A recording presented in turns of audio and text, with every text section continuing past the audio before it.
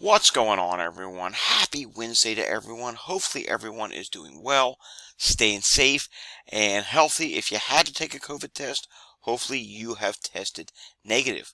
Time now to take a look at the local prevalence of COVID, influenza, RSV, flu from Hubbub World. And we're going to take a look at their data. Today is Wednesday, July 19th, 2023. It's been a while since we have done a video on their data, but I do believe it is time, and unfortunately some levels of COVID and influenza-like illnesses are starting to rise. So this is something we do want to take a look at. We'll take a look at various different regions. We're not going to do every state. We're going to do a lot of states, though, and you can definitely see here we do have some concerning areas, one being the Northeast Corridor. Take a look down at Florida. Wow. Not looking good in Florida. We'll get to that in a little bit. And the Southwest U.S., we have some problem areas as well. But we also have some rural areas out there in the U.S. that, at the moment, are not doing all that bad. So let's just start off with, we'll just go at random here and work our way down this list a little bit. Let's start off with Alabama. Alabama is not doing too bad for COVID. Up in the Birmingham area, they do have some issues for that. Flu is not an issue, RSV is not an issue, and influenza-like illness. Yes, again, Birmingham area is the highest area for that. Now let's go to a much bigger state, California, where we do have several issues. First off, influenza-like illness. Within a 5-minute walk down by LA, within a 5-minute walk, there are currently 43 contagious people that you may potentially encounter. So that is not good. Then you come up here to the Bay Area, and you can see you have several areas that are over 20 at this time, which is pretty high. And then we take a look at RSV. Not terrible for RSV. Flu, again, not terrible. And then COVID-19, that's the other problem. COVID-19, that is increasing. We do have several areas in the bigger cities of California that are above 20 at this time. Now let's come down here to Connecticut. This is definitely a state we want to look at because it borders New York City. And we do know New York City is rising at this time. I've been showing it to you in the data that COVID in New York is starting to be on the rise again. Taking a look here in Connecticut for COVID-19, believe it or not, it looks to me like the highest shade here on the map is up in the Hartford area, which is a little bit further north of the state compared to southwest Connecticut, where you have the populated I-95 corridor. Let's take a look at flu. Not bad for flu, not bad for RSV. And then when we come to influenza-like illness, influenza-like illness is highest down in southwest Connecticut, like Stamford, Bridgeport, those areas, Norwalk, Connecticut.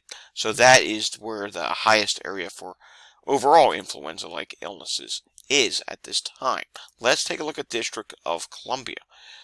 Within a 5-minute walk, you could have potentially 66 people infected with an influenza-like illness. And how about just COVID by itself? COVID by itself is at 21 at this time. So again, that's high as well. And how about flu? There is a low concern for flu and a slightly little bit higher concern for RSV, but again, not that big of an issue. Continuing down here, here comes a big one. We do want to take a look at Florida. It's summertime in Florida. Florida in the summertime. Let's start off with COVID. As you know, they get the big surge in the south. Look at Miami area. There's a 60 area in Miami. So in other words, 60 infected people, potentially infected people, could be contagious with COVID within a 5-minute walk in Miami. And we know there has been record-breaking heat. Believe it or not, even for Florida standards, there has been record-breaking heat. And you know, a lot of people in the summertime in Florida do tend to flock to the AC, which means more people gathered inside. Something we would do up north in the wintertime. More people gathered inside, which means more potential risk of infection. Orlando is also a concerning area. Tampa Bay, Jacksonville, Florida overall. It's relatively concerning in Florida overall. Let's go down to flu.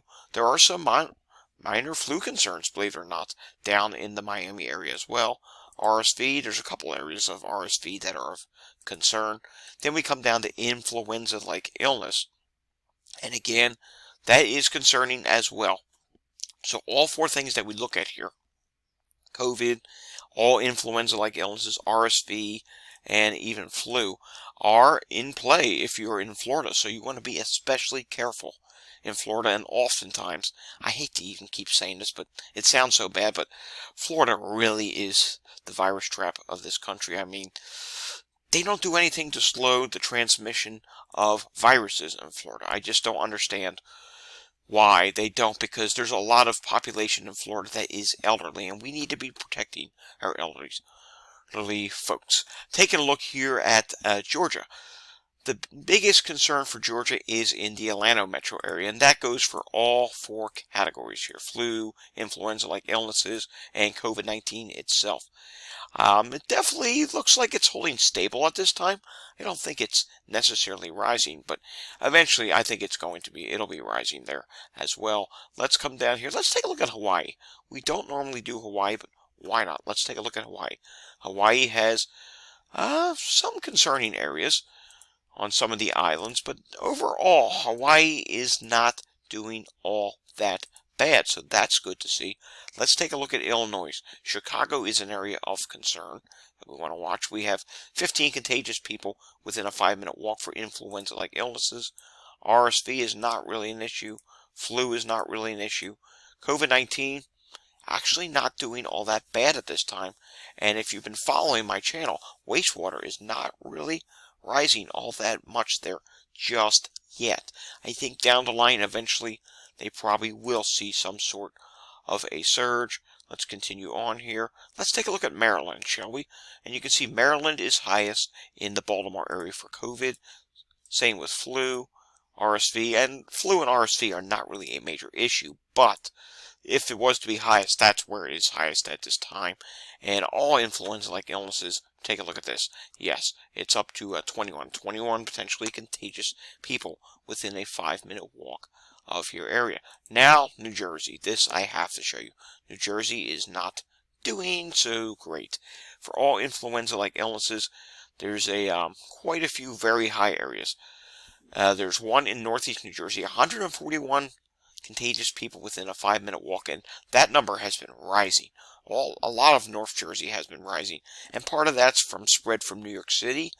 And then also, keep in mind, North Jersey, a lot of people went to the shore back during 4th of July, so because of that, that's another reason for spread. And, you know what, we do have some newer variants out there that are on the rise. EG5 is one that I am really keeping a close eye on, and because of that, yes, we're just due for a surge at this point. Newer variants, probably not as much immunity to be found right out there right now. So, I mean, look what's happening here. We're seeing a rise. Let's take a look at COVID. And here's COVID itself. And COVID itself at this time is rising. So I should have made myself a little bit more clear here. The first thing I showed you here was influenza-like illnesses. But a big factor of what's going on here is COVID at this time, because we know COVID is on the rise again. Flu, closest to New York City, would be the biggest threat for that. And speaking of New York City, let's take a look at the state of New York. New York's not doing too bad for RSV, and let's get flu out of the way as well. If there's a highest area, it's New York City itself. Now, when we take a look at COVID-19, we're starting to see a few other areas outside of New York City that are rising a little bit, like Albany, Western New York. There's a couple counties, so this is something that we have to watch. And now, take a look at this. Yes, we actually have an area in New York City for COVID-19 you could encounter potentially within a 5-minute walk. This is near Manhattan. 971 people within a 5-minute walk.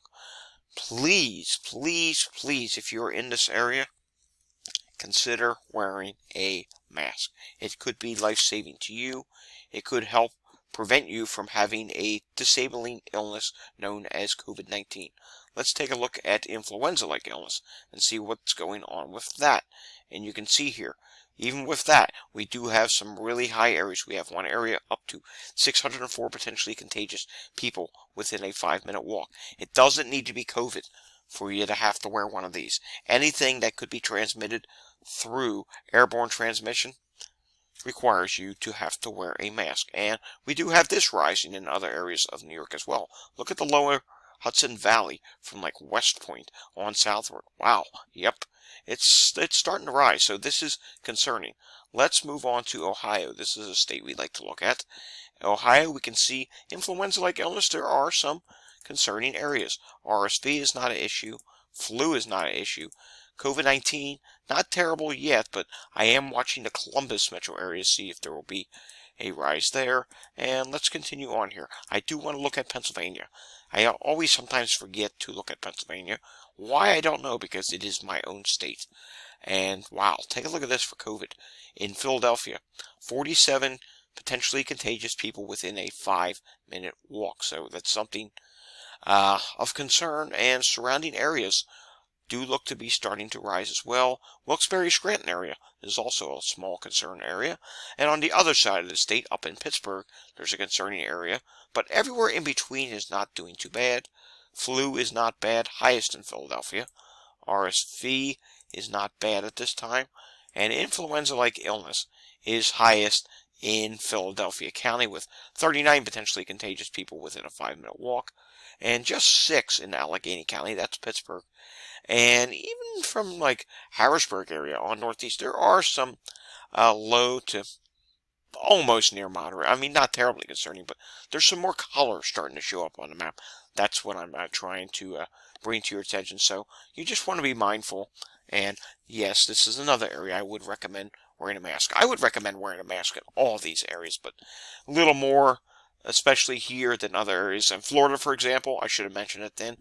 You definitely want to be masking in Florida, because Florida is just an absolute disgrace. And let's do one more. Let's see what's going on in Texas. Whoa, we do have some concerning areas in Texas. Several concerning areas where numbers are starting to get elevated, which is relatively concerning.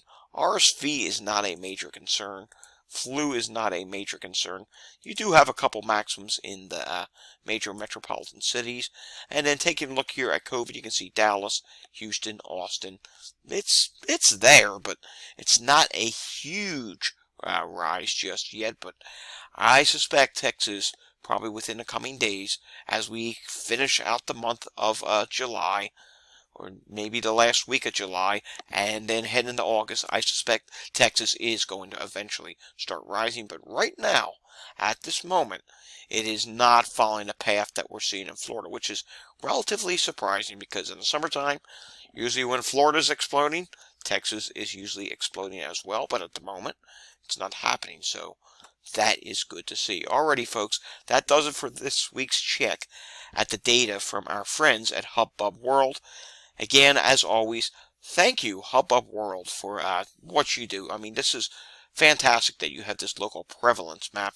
I will put a link to all this data down below, so you can go to their website and check it out for yourself. If you like this video, give it a thumbs up. If you want to see more content like this, subscribe to my channel down below. If you know anyone who desperately needs to see this type of information, that maybe needs to know that, hey, COVID's still out there, hey, there's a lot of other viruses out there, by all means, share it with them. Alrighty, folks, I'll see you again later today for the pandemic update. Until I see you again later on, stay safe, everyone.